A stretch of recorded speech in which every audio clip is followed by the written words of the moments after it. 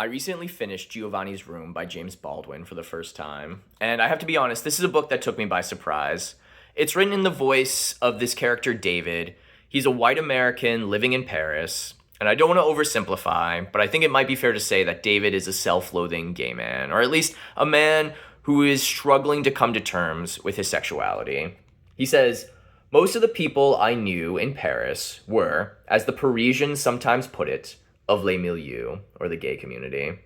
And while this milieu was certainly anxious enough to claim me, I was intent on proving to them and to myself that I was not of their company.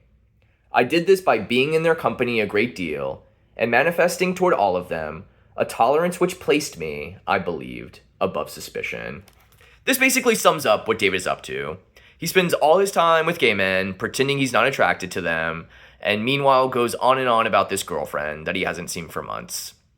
Now, because of this internal struggle going on in David, sometimes some of the language used in this book can feel really harsh and homophobic and transphobic, which I understand now why Baldwin chose to include it, but can still feel really hard to read in 2026. So anyway, this conflict reaches a head when David meets this man, Giovanni, and much to his chagrin, he falls in love with him, and they attempt to have this domestic partnership together. It says, "In the beginning, because the motives which led me to Giovanni's room were so mixed, I invented in myself a kind of pleasure in playing the housewife after Giovanni had gone to work. I threw out the paper, the bottles, the fantastic accumulation of trash. I examined the contents of the innumerable boxes and suitcases and disposed of them. But I am not a housewife. Men never can be housewives. And the pleasure was never real or deep, though Giovanni smiled his humble, grateful smile and told me in as many ways as he could find how wonderful it was to have me there, how I stood with my love and my ingenuity between him and the dark.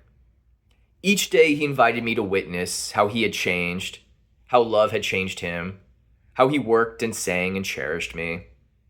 I was in a terrible confusion. Sometimes I thought, but this is your life.